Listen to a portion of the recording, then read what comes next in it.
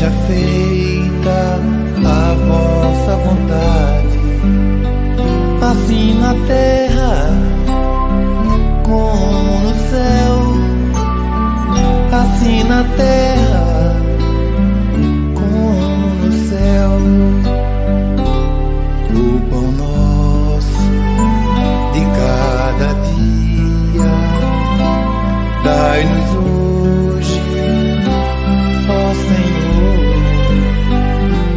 Perdoai as nossas dívidas, assim como perdoamos aos nossos devedores. Não deixeis cair em tentação, mas livrai-nos de todo o mal. Não deixeis cair em tentação, mas livrai-nos de todo o mal.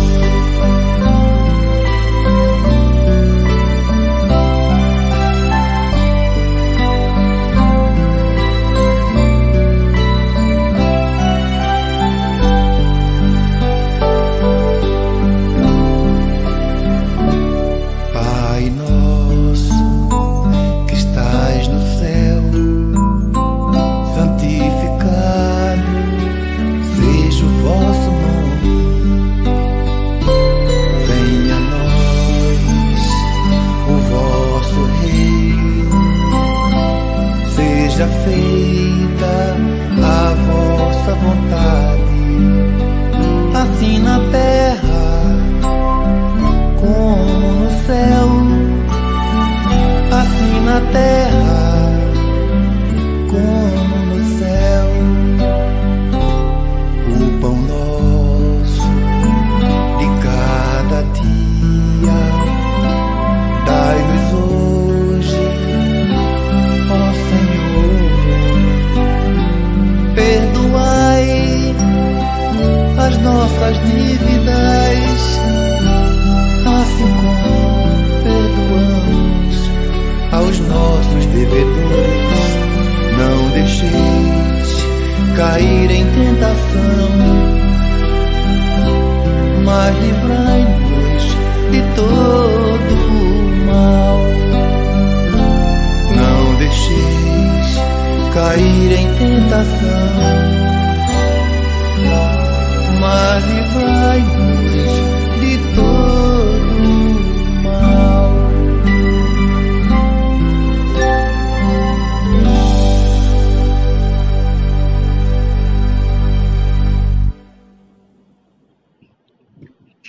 Boa noite, queridos amigos, queridos irmãos, sejam todos bem-vindos à nossa web rádio, a Estação da Luz de Natal, Rio Grande do Norte, a rádio que emana paz.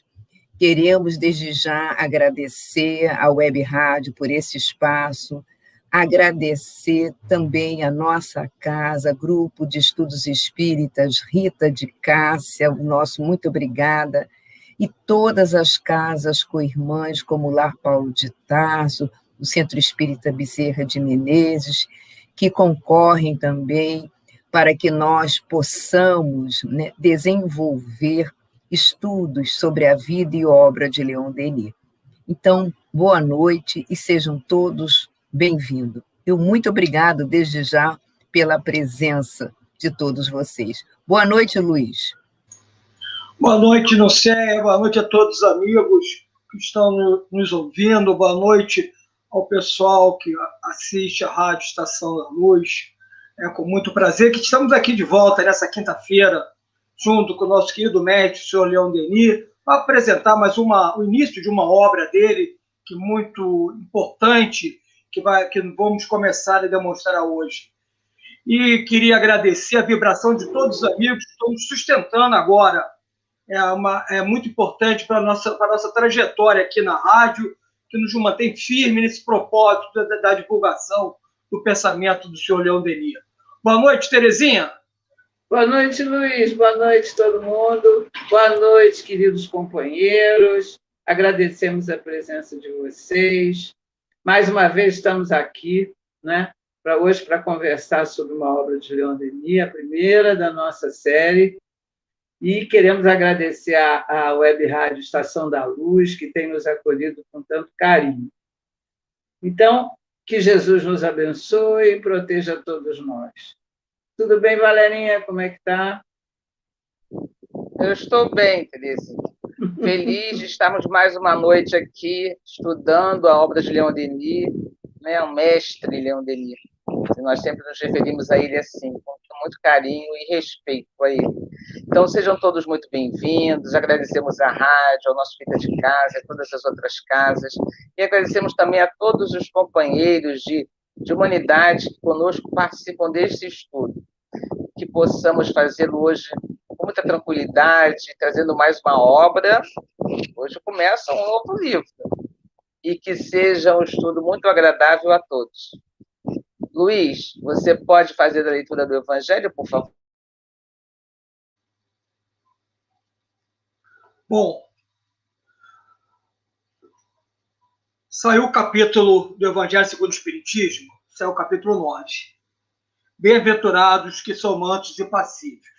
E dentro do capítulo 9, saiu uma mensagem de um espírito amigo, é o item 7, uma virtude importante, a paciência. Terei um parágrafo. A dor é uma bênção que Deus envia a seus eleitos. Não vos aflijais, pois, quando sofrerdes, antes bendizei de Deus onipotente que, pela dor nesse mundo, vos marcou para a glória no céu. Sede pacientes. A paciência também é uma caridade, e deveis praticar a lei de caridade ensinada pelo Cristo. Vamos fazer a nossa oração, botando o Senhor Jesus em nossa tela mental. Pedindo, querido Mestre Jesus, estamos reunidos aqui mais uma vez, em seu nome, buscando as suas mensagens, seus ensinamentos. Senhor, como guia e modelo da humanidade, nos ajude nessa noite, que possamos divulgar o pensamento do Senhor Leon Denis em seu livro, que sejamos claros, que sejamos obedientes e disciplinados, conforme foi, querido Mestre Leon Denis. Nos proteja, nos mantenha na harmonia e na paz. E pedimos que essa harmonia, essa paz, seja espalhada para essa humanidade toda. Que abre mais o seu coração, entenda suas mensagens. E assim, querido Mestre, com sua permissão de Deus nosso Pai, pedimos autorização para começar o estudo dessa noite. Graças a Deus.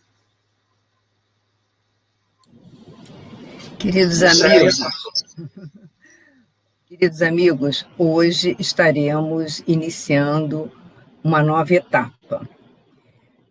No nosso primeiro encontro, nós apresentamos uma proposta para estudarmos a vida e obra de Leon Denis, quando agrupamos em blocos as obras de Leon Denis, sendo que o primeiro bloco nós apresentaríamos, como apresentamos, a biografia de Leon Denis. E esse primeiro bloco nós concluímos na semana passada. A partir de hoje, nós apresentaremos as obras pertencentes ao bloco histórico, né? Que nós ainda temos o bloco histórico, bloco de temas extras, bloco experimental e o bloco filosófico. O bloco histórico, que terá início hoje, ele é composto de 5 obras: O Gênio Céltico e o Mundo Invisível, Joana d'Arc Médium, Cristianismo e Espiritismo, Socialismo e Espiritismo, e o Mundo Invisível e a Guerra. Então, hoje, nós iniciaremos o Gênio Céltico e o Mundo Invisível. E apresentaremos para todos vocês um resumo do histórico da obra, da apresentação, da introdução, do prefácio. Então, vamos apresentar os pontos importantes de cada tópico. mas também iremos elucidar em que época Leon Denis escreveu a obra, qual a importância dessa temática, né, o celtismo para o nosso autor, e por que estamos apresentando esta obra logo após o bloco biográfico. Leon Denis tem tantas obras, porque esta obra, qual a ligação dessa obra com a biografia do nosso Leon Denis? Então, estas e outras questões tentaremos responder nesta noite, tá bom? Mas vamos iniciar pelo histórico da obra. É interessante nós sabermos, né, em que momento Leon Denis despertou para o celtismo, que esse é o tema. O tema do livro, o título é O Gênio Céltico e o Mundo Invisível. É uma obra que não é muito abordada, estudada, divulgada no movimento espírita, né? E o tema central é o celtismo. Então, em que momento Leon Denis despertou para o celtismo? O que vocês acham, hein? Bom, eu acho, para dar início assim, ao nosso debate, eu acho que foi a vida inteira. Ele traçou assim, ele como um espírito que acessava todo o seu passado das vidas, porque ele já tinha ele já alcançou esse nível de buscar em si todo o seu acervo das outras vidas. Então, ele teve 3 vivências dentro do mundo céltico, vamos dizer. Então, ele era um verdadeiro celta. Com 3 passagens lá, ele tinha isso dentro dele, vivo. Ele acessava esse arquivo com uma facilidade muito grande.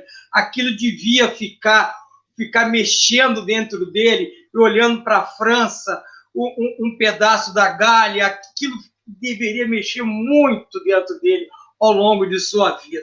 Eu tenho já essa impressão. Não sei o que a Terezinha ou Valéria acha disso. Eu também acho que foi sempre. Porque se a gente olhar as obras, as mais importantes, ou algumas das mais importantes obras de Denis, ele já aborda essa questão. Isso aconteceu em Joana d'Arc, em Depois da Morte, em O Grande Enigma, em O Mundo Invisível e a Guerra. Então, essa ideia do celtismo e a relação dela com o espiritismo, que eu acho que essa é a questão desse livro, eu acho que ele já vinha com ele há muito tempo, porque esses livros datam do início, alguns deles do início, como Depois da Morte, né? Do início da caminhada dele. Diga lá, Valéria, o que você acha? Não, eu concordo com vocês todos.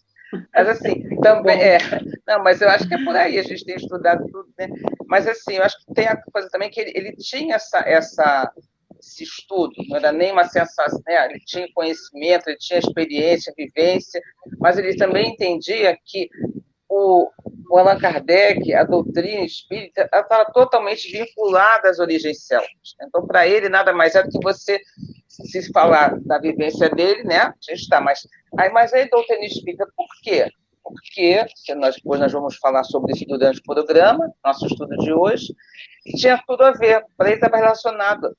O espiritismo era só o retornar às origens. Então, tudo isso somado, né, experiência, vivências, vidas passadas, conhecimentos, livros, ele fez várias publicações, artigos, né, estava sempre publicando, não foi só nesse livro.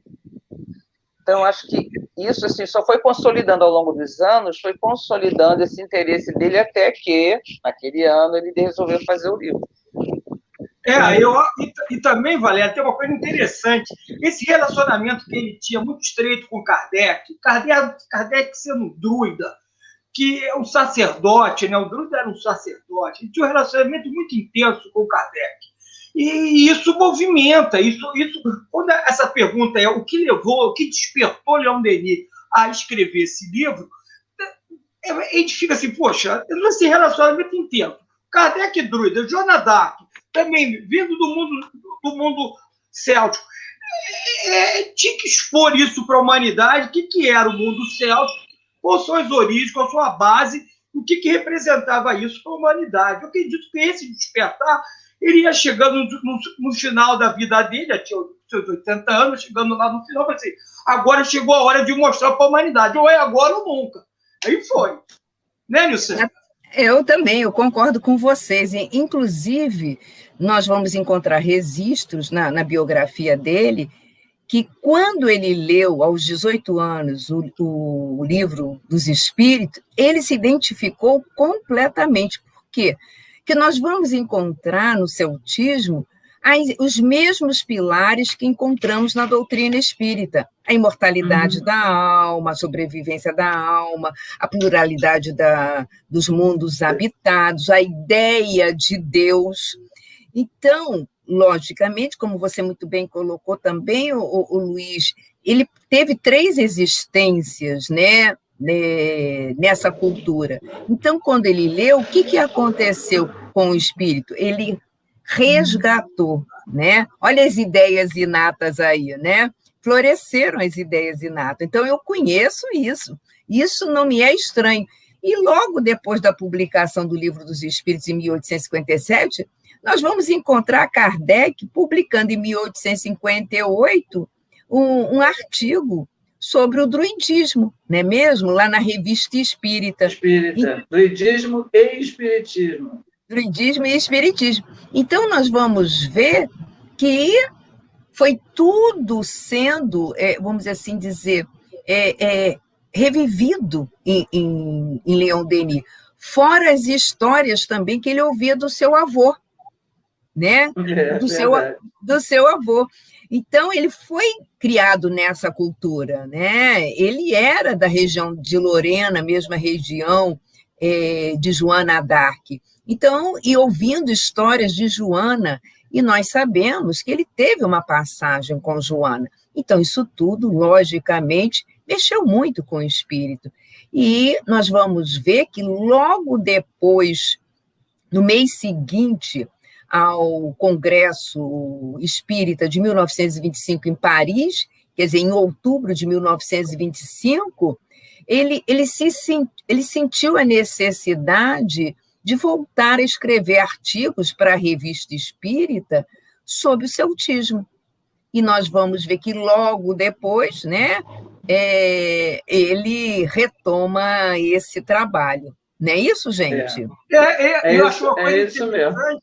Que a Mademoiselle Claire, né, ela fala que quando ele começou a escrever, né, vamos dizer assim, a botar para fora aquele conhecimento todo, foi um atrás do outro, como que não tivesse tudo preparado na cabeça dele. Foi só saindo, foi deixando fluir, foi fluindo, e já havia tudo como se tivesse compilado. Foi muito interessante ela colocando isso. Parece que o livro já estava pronto. Ele foi deixando sair e vinha, quer dizer, eram as ideias que ele estava dentro da intuição, vai buscando, vai acessando. Agora também, Luiz, ele foi bastante empurrado e estimulado pelos guias dele, né? Tanto o próprio Kardec quanto Jerônimo de Praga. Os dois disseram, olha, meu filho, esse ano. E foi isso, eles falaram em janeiro de 1927, ele desencarnou em abril. Tanto que ele diz para a Claire, eles estão me pressionando, deve ser porque eu não vou estar aqui no ano que vem. Né? Exatamente. De fato foi o que aconteceu. E aí foi porque, né, ele escreveu essa obra, e como ele escreveu essa obra, né? Nós estamos vendo que...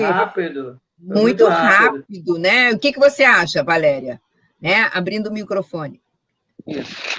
Estava até lembrando aqui, porque assim, em janeiro, o Jerônimo dá essa mensagem. Em fevereiro, ele já estava com, eu até anotei aqui, já estava com a primeira parte, o trabalho estava avançado. Em mês de março, já estava concluído o manuscrito. Aí, 10 de março, a segunda parte já estava pronta. Olha a rapidez. Isso. 31 de março, foi a última vez, até que foi ele mesmo que saiu, que ele foi levar a última parte do livro lá para a empresa que ia fazer, para a editora, isso, para a editora, para a prensa, né? Eu lembrei de prensa, né? Ele ia para a editora. Então, assim, você veja que de janeiro a março, né? Isso nós estamos falando de uma época que não existia editor de texto, não existia, né, nada, não tinha copiar e colar, não tinha nada disso. Não tinha nada disso, é verdade. Não tinha nada disso. Os recursos, né, tecnológicos da época já não favoreciam. E fora que, assim, escrever um livro, né, eu, pelo menos, nem tento. Porque, assim, você tem que ter bem uma ideia central, você tem que fundamentar tudo aquilo ali, você tem que trazer as informações técnicas. Mas ele tinha experiência, né? Livros. Não, essa experiência ele tinha. Eu acho que eu também...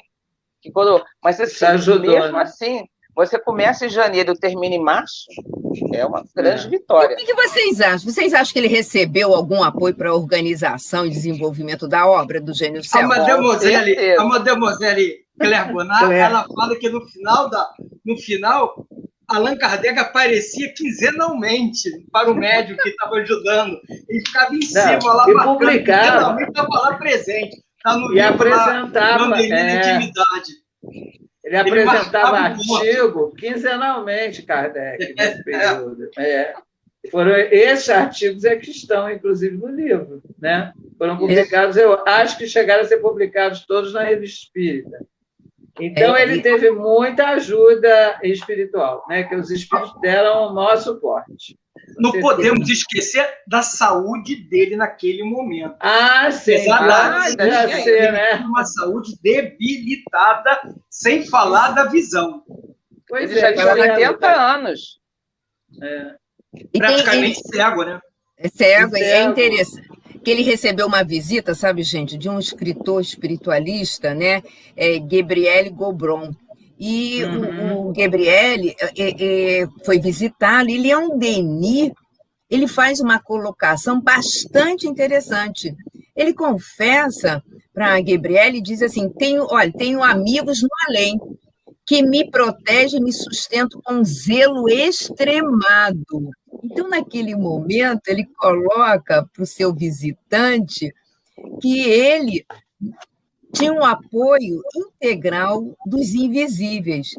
E ainda coloca mais, ele diz assim, muito naturalmente falava aos dedicados, agora é o nosso Gaston, coloca, muito naturalmente falava aos dedicados obreiros da causa, das boas novas que recebia do alto. Quer dizer, ele ainda recebia material para, né, compor a sua obra. O que vocês têm a falar, gente, sobre isso? Ele recebia a ajuda dos invisíveis e dos visíveis, né? Isso, também, todos os amigos estavam, tudo que achavam de material, mandavam para ele.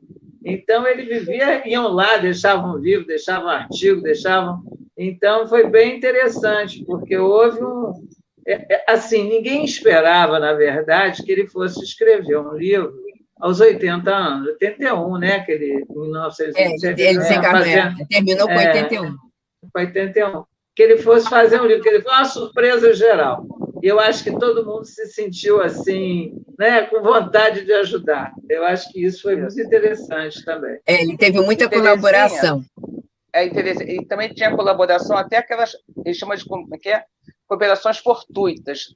Tem uma senhora que ela foi a Paris para passar 24 horas só, parou na rodoviária, achou um livro interessante, não sabe nem por que comprou, trouxe para se distrair na viagem, chegou lá, era sobre o assunto, chegou lá e entregou para Denis. E era um livro um texto, um assunto que ele precisava.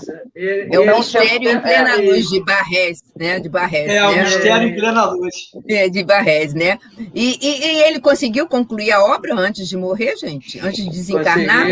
Claro que conseguiu. Ele era tudo a primeira tiragem. A primeira tiragem foi 3.000 livros. Mas ele não chegou a ver, né? O publicado ele não chegou a ver. Mas ele foi lá entregar todos os manuscritos. Muito legal, foi muito bom. É interessante que o editor cumpriu o combinado com o Leon Denis, ou seja, o lançamento seria em junho de 27. E realmente ocorreu em junho de 27. Apesar dele ter desencarnado, né, em abril de 27. Em abril de 27, né? Então, agora, vamos para a apresentação. O que vocês acham? Podemos ir para a apresentação, falar um pouquinho da apresentação? A apresentação que foi de autoria. A apresentação, só para esclarecer para os ouvintes, ela consta pela edição CELD, tá? Então, na edição CELD, tem a apresentação, obrigada, Valéria, a apresentação que é de autoria do Altivo. Então, nós vamos destacar o que nós achamos realmente importante para esse momento. Aí eu perguntaria, quais são as considerações de Altivo acerca da participação de Kardec na obra? O que vocês acham? Ele diz que ele diz assim, ele começa assim: este livro sempre foi visto como um livro a não se editar, ele colocou entre aspas, né?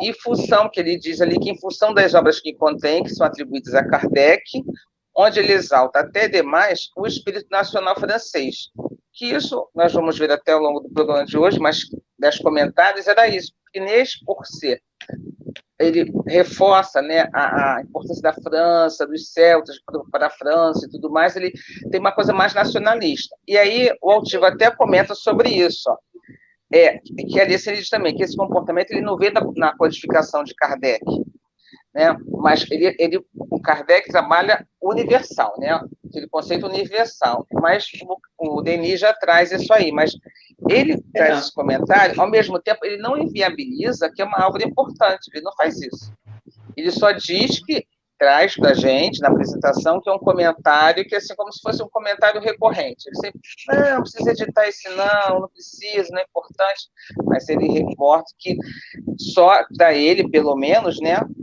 que é mais por conta do desconhecimento mesmo, também do excesso, né, entre aspas, de nacionalismo da obra.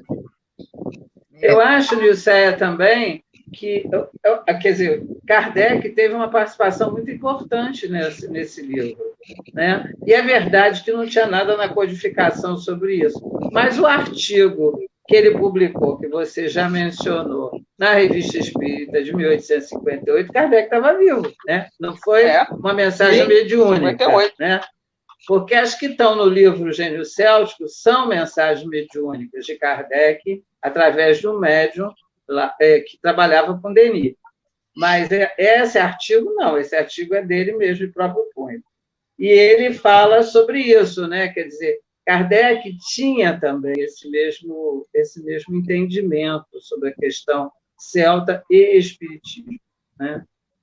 E aí, Luiz, o que você acha? Eu acho que, quer dizer, se a gente for falar da questão do nacionalismo francês, a gente vai entrar na necessidade que imperava na época o nacionalismo. O Kardec já estava vendo, por estar no plano desencarnado, ele já via um pouquinho mais na frente. Nós vamos perceber que daqui a 10 anos, um pouquinho depois do livro, vem a Segunda Guerra Mundial. Então, é um assunto que é mais profundo agora. Nós vamos entrar, porque a França já vinha vindo da Guerra Franco-Prussiana, bastante tempo atrás, mas foi uma guerra que abalou, veio da Primeira Guerra Mundial, ela faz fronteira com a Alemanha, foi uma guerra que abalou e muito a França, foi guerra de fronte, é uma guerra complicada, um sofrimento terrível, e vinha também com complicações sociais e econômicas. Em 10 anos, ela ia enfrentar uma Segunda Guerra que foi devastadora, que ela foi invadida, foi totalmente invadida. Ela foi parar nas costas lá do Atlântico. Se ela não tivesse um moral elevado, uma noção de nacionalismo para ter resistência francesa, ela ia sucumbir, realmente o país ia sucumbir totalmente. Eu, particularmente, acredito que esse patriotismo que dizem que foi exagerado, que eu acho que não foi proposital, foi para elevar a condição do povo francês a resistir esse embate. Porque são sucessivos problemas numa nação. Se você baixa a vibração, você é sucumbido, que era uma guerra que não estava passando. Nós, espíritos, temos que ter essa condição de acreditar. A guerra está se passando no plano terreno, mas também está se passando no plano espiritual. Então, nós temos que ter uma condição de vibração elevada. E isso ele estava forçando, ou estava mostrando o povo se unir contra qualquer tipo de moral baixa, de vibração baixa, que não vai, de enfrentamento. E ele vai buscar, dentro das questões célticas, de guerreiro, desse pertencer à terra, né? Que é o pertencimento, ele pertence àquela terra, ele vai buscar essa noção, e aí há uma possibilidade de sobreviver numa Segunda Guerra Mundial. É uma visão que eu tenho do assunto. Eu concordo, sim, porque nós vamos ver que em 100 anos a França ela teve 4 confrontos. Então, nós vamos ver, por exemplo, a Guerra dos Pastéis, em 1838, no México, que eles perderam. Depois eles voltam, né, com apoio de Napoleão III, conseguiram permanecer no México de 1861 a 67. 67 foram expulsos. Então, vejam só, em 1867 foram expulsos. Quando chega em 1870, a franco-prussiana que você falou, Luiz, perderam novamente. Quando foi depois, né?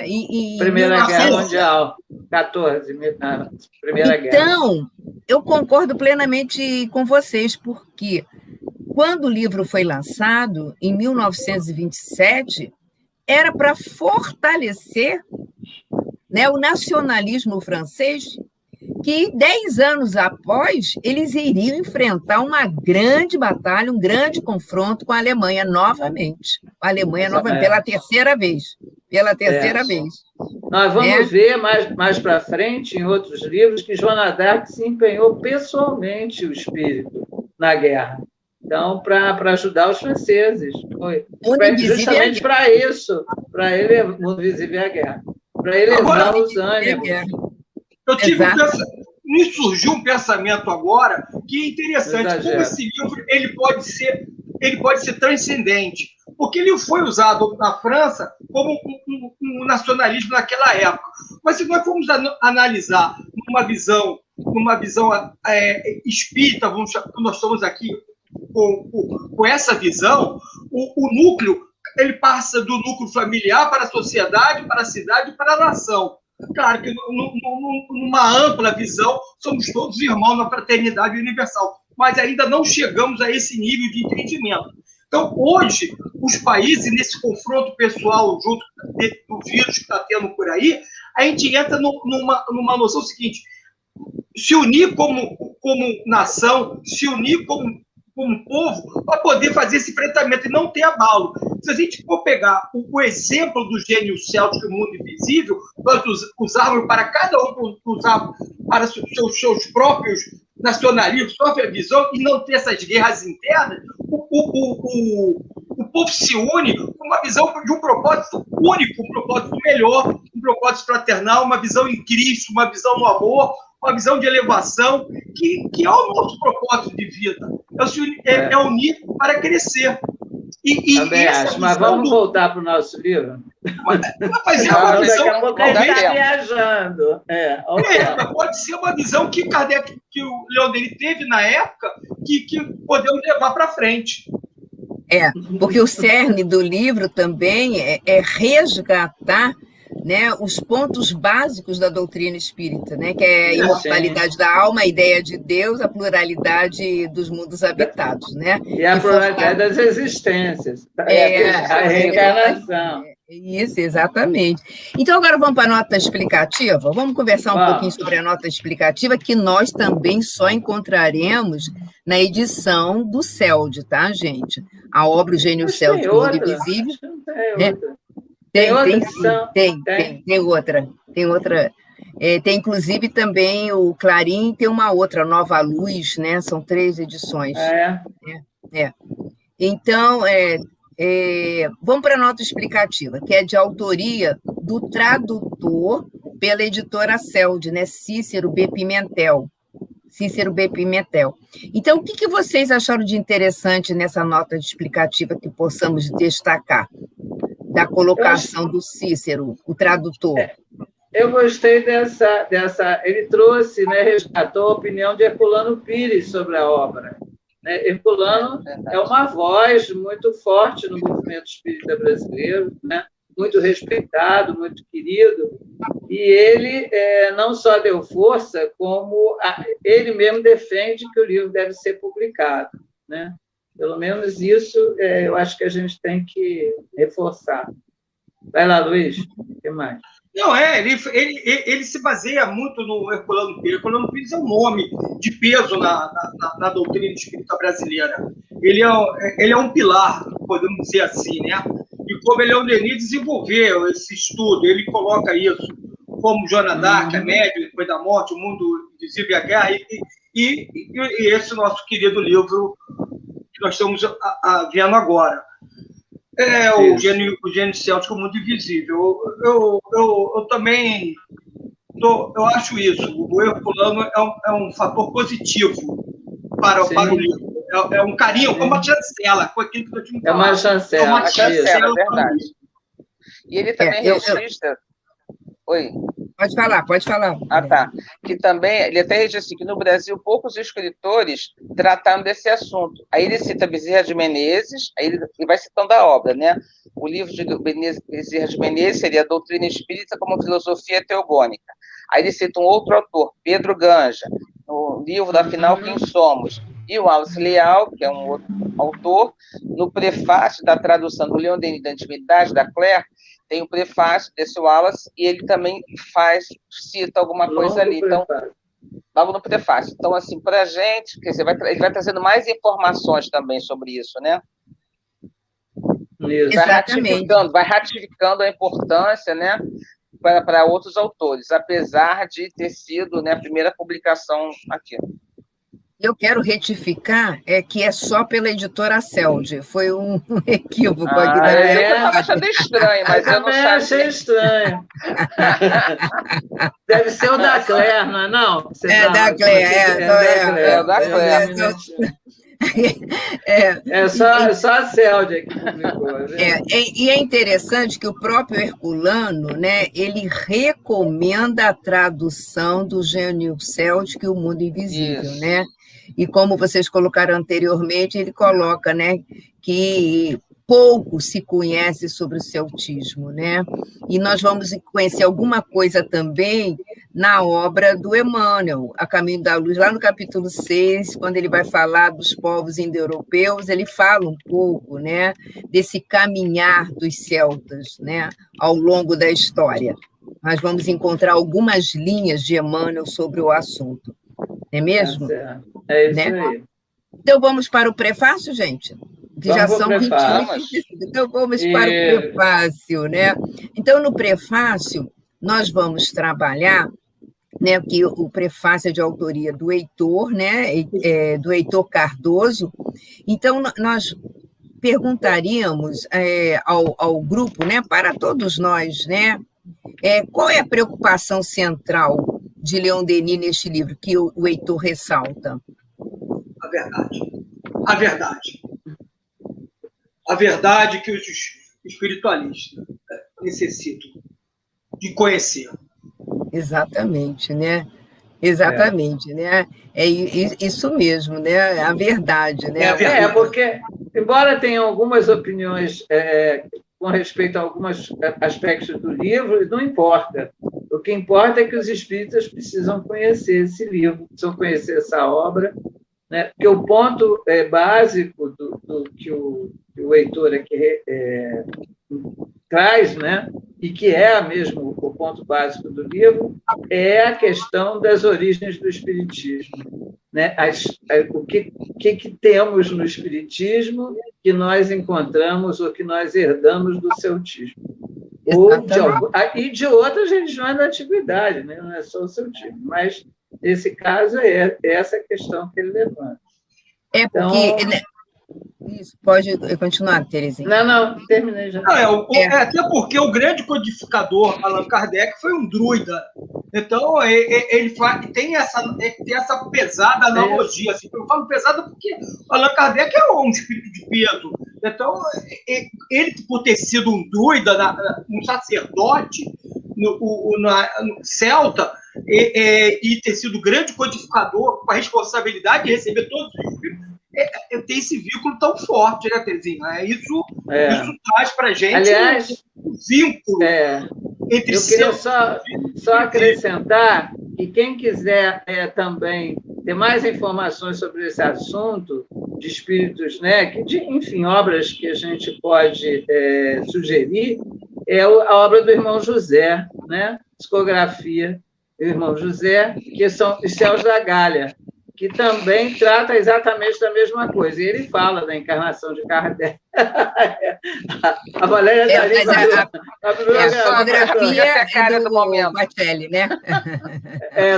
A psicografia do Bacelli, isso aí. A psicografia do Bacelli.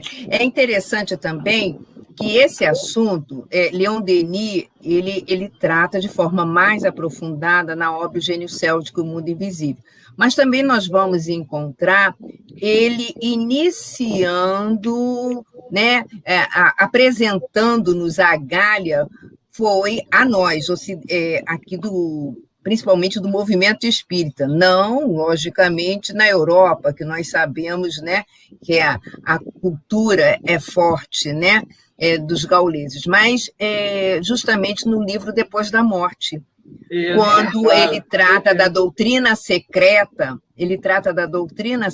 aí apresenta-nos, né, o desenrolar da doutrina secreta, justamente junto aos egípcios. Olha, Depois da Morte aí. Olha, eles têm obras de Leon Denis, vocês já observaram isso? Eu leio Leon Denis de vez em quando. A Grécia, né, os egípcios. Capítulo 5, a Gália. Exato, a Gália, né, que foi, inclusive, nós temos um estudo sobre a obra Depois da Morte, que quem apresentou esse capítulo foi a nossa Terezinha, não foi, Terezinha, sobre a Gália? Fui eu. A história é muito lindo, viu, gente? Eu recomendo que vocês leiam. Depois da Morte é um livro maravilhoso, e esse capítulo, assim como o da Índia, da Grécia, a Índia quem fez foi o Luiz, a Grécia foi a Valéria, são muito lindos, vale muito a pena. A gente aprende muito, viu? É bom ler na sequência, né? Porque, assim, para poder ter todo o encadeamento, a gente entender esses movimentos dos povos, né? É bem interessante. É bem legal, é muito bom. E nós chegaremos lá, quando entrarmos no bloco filosófico, chegaremos lá, na obra Depois da Morte, chegaremos lá. Agora vamos para a introdução, para encerrarmos, né? Na introdução, por causa do tempo, só vamos focar um ponto, que é uma afirmativa de Denis, quando Denis coloca a França é céltica. Como podemos explicar essa afirmação de Denis? Vamos trabalhar só esse ponto da introdução. Porque ele sabia na alma, como diz, na alma ele sabia disso, ele não tinha dúvida. Além de ele ser um profundo estudioso, né, daqueles assim estudiosos que, né, raros, né, ele estudava, entendia, compreendia, traduzia para a gente, né, a informação. Além disso, né, que ratificava, ele na alma ele já sabia disso. Ele tinha vivência, como você falou, do avô, da infância, da região. Ele também era, pela própria profissão, ele circulava no país. Então, tudo isso, aos pouquinhos, foi ratificando o passado. Então, ele tinha certeza absoluta. É muito interessante, porque ele fala de dois aspectos, né, que fazem parte do povo francês. Um é ser alma latina, eles têm um lado latino, e tem um lado celta. E cada uma dessas partes, digamos assim, elas explicam determinados movimentos do povo ao longo da sua história. É muito legal, inclusive, quando vocês forem ler o livro, que eu sei que vocês vão ler, não deixem de ler essa introdução, que é do próprio Denis, inclusive. E aí ele termina esse pedaço dizendo exatamente isso, né, que vocês falaram. A França é céltica, não há qualquer dúvida neste ponto. Ponto. Tenho dito. Inclusive, ele coloca, né, que determinados historiadores atestavam da mesma forma, né? Que a França, né, é céltica. Aí ele cita o Thierry, o Henri Martin, o Jean Michelet, o Edequiné, o Jean Reno, o Emilie Faguet, né? Então ele cita esses escritores como também, né, asseveravam acerca da França ser céltica, que eles não aceitavam muita cultura latina, né? Então, eles colocam, se somos latinos pela educação e pela cultura, somos celtas pelo sangue e pela raça, né? Pela raça. Era essa, pela raça, né?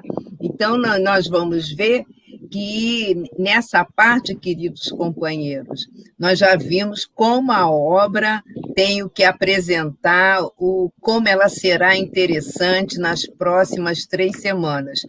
Porque na próxima semana nós desenvolveremos a primeira parte, e depois a segunda e terceira, né? Então, vocês acompanhem, não percam. E aí, vocês têm mais alguma consideração sobre essa parte que apresentamos? Eu acho que o Luiz tem. Tem não, Luiz? Não, Luiz, acho que não. Falar. Essa parte realmente ela mexe bastante, porque ela mexe no nosso profundo, essa visão nacionalista. Eu acho muito bacana mesmo, de união do povo, acho muito bacana. Então, ele soube mexer na hora certa com o povo francês. Acho isso de extrema importância, essa visão. Foi uma necessidade. Foi uma necessidade do espiritual. Fazer assim, ele tocar no ponto certo, na hora certa, quando é necessária a intervenção divina. Bacana isso. Exatamente. Eu sei outra coisa também, só para finalizar, sim, que a gente sei que está no nosso tempo, porque sim. Não, ainda temos tempo, Valéria. Mas assim, é pouca coisa. Na Altivo, esqueci o nome do rapaz, esqueci, deu um branco. Heitor Cardoso. O Heitor. Todos os comentários, mesmo aqueles que dizem assim, não, foi diferente ouvir isso, foi meio estranho, a gente não estava acostumado com essa literatura, todas essas críticas, no final, sempre está escrito assim, mas vale a pena ler o livro. Mas a gente não pode deixar os espíritas e espiritualistas para lerem esse livro. Então, mesmo eles entendendo, mesmo todos concordam que é um livro importante, o conteúdo é importante para ser estudado por todos os espíritas, e inclusive eles estão lá, espiritualistas brasileiros, todos eles. Eles não, sim, a crítica, quando existe, não é ao conteúdo do livro. Sim, não é. Exatamente, né? Então, eu acho que ficou para os nossos ouvintes bem claro por que essa obra está sendo apresentada logo após ao bloco biográfico. Vocês não acham? Tinha ficado claro? O que vocês têm a acrescentar sobre essa colocação?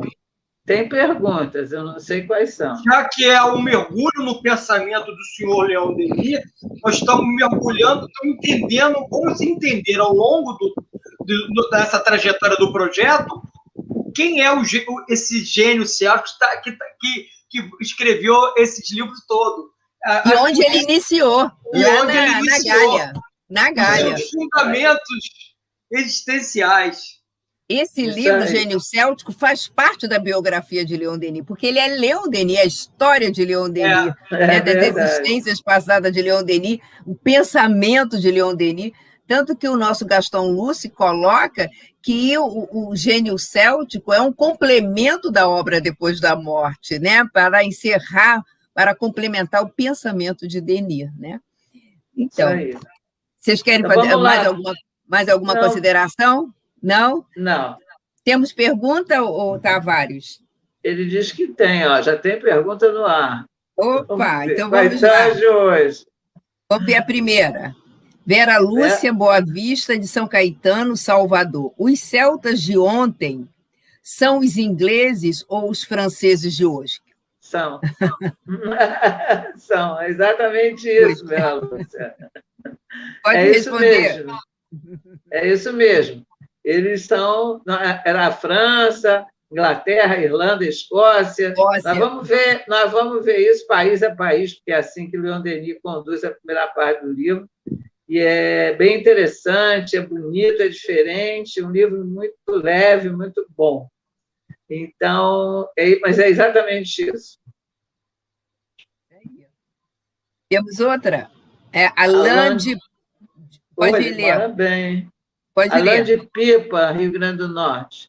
O que é o celtismo que vocês falaram? Pode explicar mais? Podemos. Nas próximas. Senão você não assistirá. Você vai entender tudo, mas tenha um pouco de paciência, como disse o Evangelho hoje.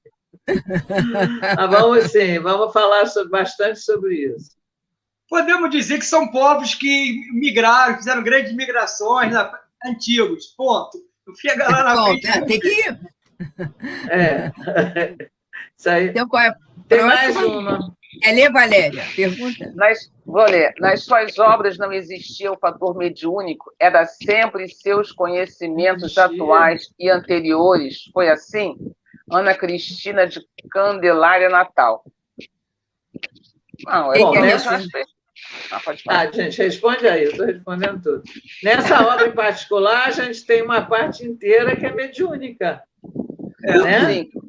Mas as outras obras são dele mesmo, da lavra dele. Mas esse livro, Gênio Céltico, tem uma parte que são mensagens de Kardec, mensagem mediúnica. Kardec está desencarnado. Kardec, Joana d'Arc, e tem mais uma ou duas de um outro espírito que agora me fugiu o nome. Mas existe uma parte de Denis que é de pesquisa, não é só única. Michelet, não é só de pesquisa. Esses livros, inclusive, que ele recebia, que ele pesquisava, que ele trazia, que ele chegava. É o trabalho dele. Era o trabalho dele. Tem uma parte única, as obras todas são assim. Mas são trabalhos dele. É trabalho dele. Exatamente. E todo escritor, eu esqueci o nome da ouvinte. Ana.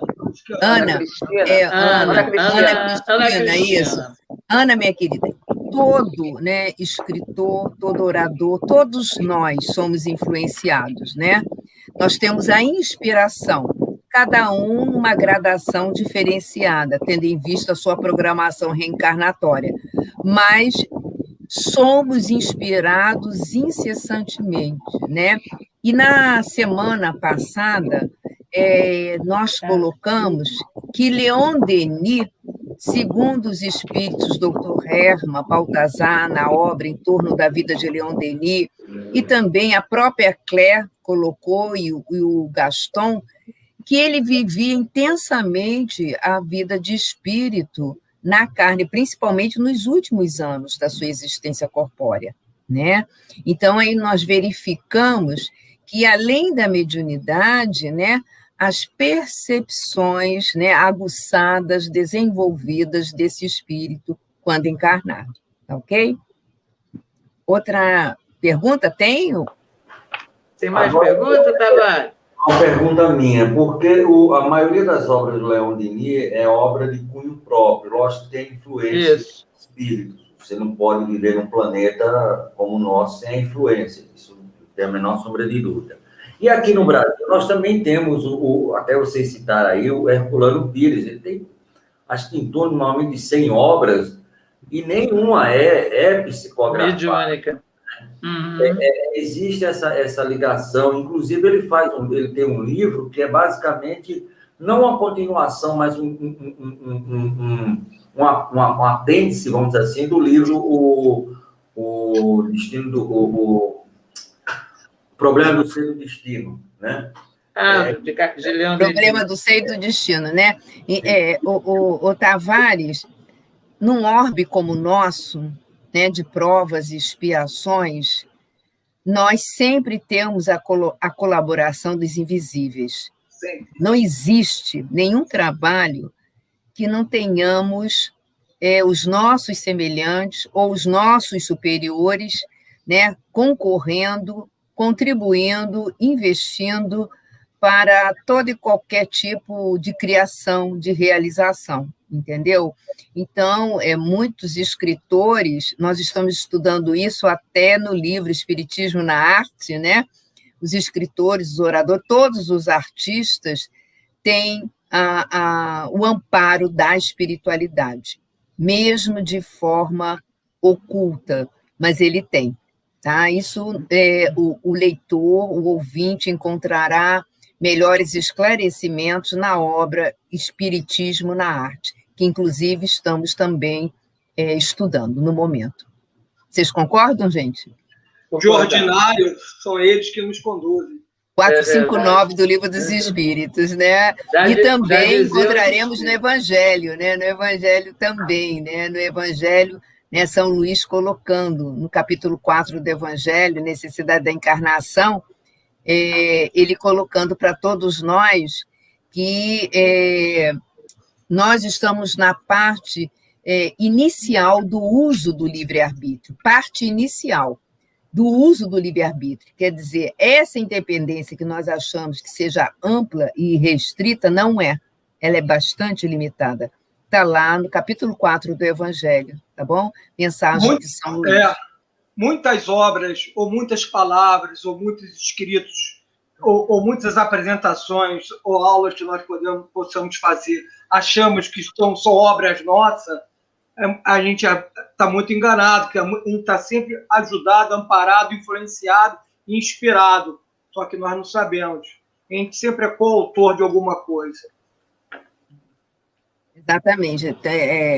Tanto é que no item também do Evangelho, lá no capítulo 25, mediunidade gratuita, e também lá coletânea de preces, no capítulo 28, nós vamos ver Kardec colocando para todos nós, né, que o amparo que recebemos da espiritualidade, que nada que realizamos é de nossa autoria, né? É sempre, Então, quando é interessante, né? Foi você que escreveu? Não fui eu que escrevi. Foi você que falou? Não. Nós somos influenciados, nós somos amparados, auxiliados. Até nós aqui, né, Nilceia? Se somos, né? Mas alguma pergunta. Exato, né? Então, nós temos.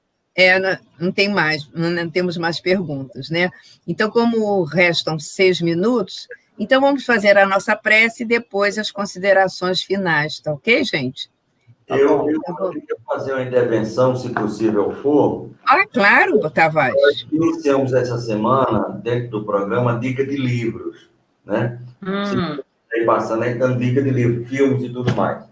Então, como vocês estão estudando a obra do Leon Denis, ela é muito grande, eu quero que cada um de vocês dê uma dica de livro, e não pode ser igual, tem que ser diferente, e em rápidas palavras, por que a dica de livro para o livro do Leon Denis. Vamos começar, Jovens há Mais Tempo, Terezinha. Jovens há Mais Tempo, obrigada. Hein? Falar nisso, a vacina chegou no Rio de Janeiro de novo, hein? Olha só, Tavares, eu vou dar a dica do mesmo livro que eu falei há pouco, Depois da Morte. Eu fiquei muito impressionada com o resultado desse livro com relação às pessoas, quando a gente fez aquele estudo sobre a correspondência que Leon Denis recebia. Acho que parece que foi 1 ano atrás, mas acho que foi semana passada, ou atrasada, né? Foi semana passada. E como esse livro transformou as pessoas, né? É um livro que é um livro da doutrina, ele tem uma grande parte dele que é doutrinária, tem uma parte que é a história das religiões antigas, é isso que a gente estava falando, né? Que tem os hindus, os gregos, os celtas, todos muito interessantes. Então, eu recomendo fortemente a leitura de Depois da Morte. Vai lá. Eu recomendo O Problema do Ser e do Destino.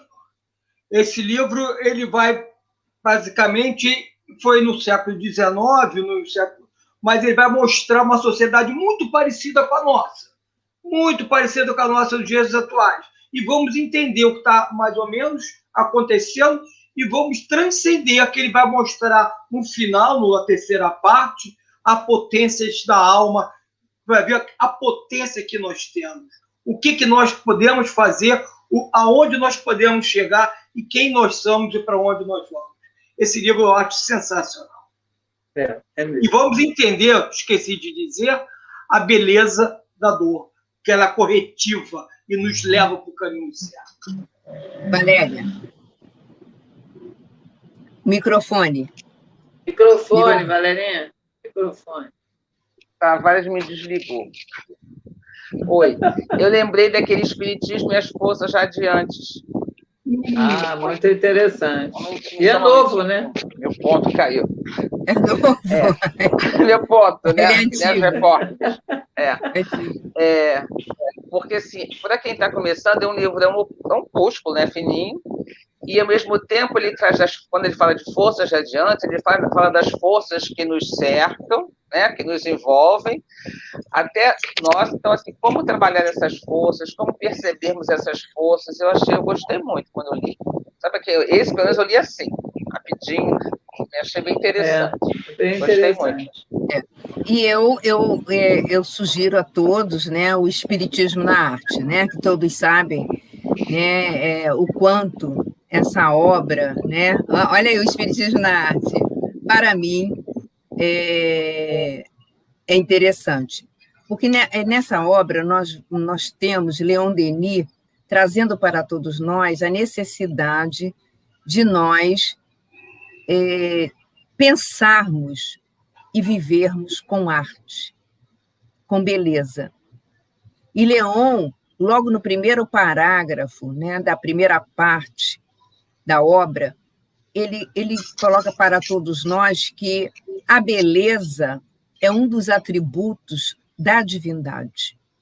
E a partir do momento que nós começarmos, né, a nos preocupar em cultivarmos pensamentos belos, consequentemente, as nossas palavras e atitudes serão construtivas e nós estaremos colaborando com o Criador, né, na desobstrução da nossa psicosfera, na amenização dessa psicosfera tão densa. Então, Leon Denis, nessa obra, ele coloca para todos nós a importância da arte, né, na escrita, na palavra escrita, na palavra articulada, né, em consonância com essa beleza, né, com esse belo que o Pai tanto nos ensina e que nós encontramos a cada ângulo da criação divina. E também o quanto que nós somos, né, auxiliados pelos mais elevados em nossas criações, principalmente nas criações artísticas. Quantas vezes, quando nós buscamos a harmonia dos nossos feitos, e a harmonia, nós sabemos, é quando as nossas realizações estão em consonância com a criação do Pai, nós recebemos um auxílio tão ostensivo que, em muitas ocasiões, ele coloca, né? São raros, mas o esteta, que é o pseudônimo, né, que Michelangelo utiliza nessa obra, né, nós chegamos ao êxtase, e nós vamos encontrar inúmeros artistas, inclusive citados na obra No Invisível, de Leon Denis, né, que nós esquecemos a obra No Invisível, né? O grande enigma, nós não falamos do grande enigma. É o grande enigma, porque nós somos 4, né? Somos apenas 4, né? E nós vamos encontrar o nosso Denis nos dando, né, uma aula, né, de elevação, de divinização, da necessidade de buscarmos em todos os ângulos da nossa vida o belo, que nos é tão ensinado pelo Criador e vem a ser um dos atributos do nosso Pai. Tá bom? Isso aí. Mais alguma coisa, Tavares?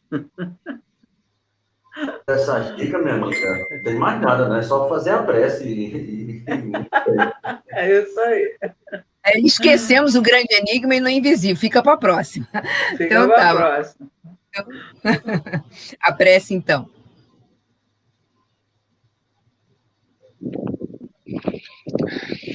Vamos elevar os nossos pensamentos a Deus, a Jesus, a equipe espiritual e ao mestre Leon Denis, imaginando que estamos todos de mãos dadas, uma corrente de luz, de pacificação, nos cercando e nos envolvendo, quando podemos dizer obrigado. Obrigada pelo estudo da noite de hoje, obrigada pela nossa encarnação, pelas muitas e muitas oportunidades que temos recebido para nos tornarmos espíritos melhores, espíritos já conquistando mais e mais etapas no seu desenvolvimento moral e espiritual. Agradecemos à rádio que nos recebe semanalmente, às casas também que nos abrigam nos estudos, o Rita de Cássia, Paulo Starso e Bezerra de Menezes, e a todos os companheiros de jornada, de estudo, também participam conosco, nos sustentando durante toda a semana em nossos outros estudos. Lembremos de agradecer. Agradecer sempre, na certeza de que somos protegidos, não estamos sós. Deus vela por nós e manda seus mensageiros do bem, da paz e da luz nos acompanhar no primeiro instante nesse planeta, até aquele momento em que iremos para outra vida também acompanhados. Lembremos de momentos difíceis, são apenas aqueles que nos fazem repensar aquilo que devemos manter ou alterar. Que a modificação se faça em nós, Senhor, com a diretriz do comportamento do Cristo, aquele irmão que nos mostrou que é possível amar o próximo, que é possível amar a Deus, e que diz: sede bons, vós sois deuses, brilha a vossa luz. Que possamos brilhar agora em uníssono, na certeza do amor e da misericórdia de Deus. Fica conosco, Senhor, hoje e sempre. Graças a Deus.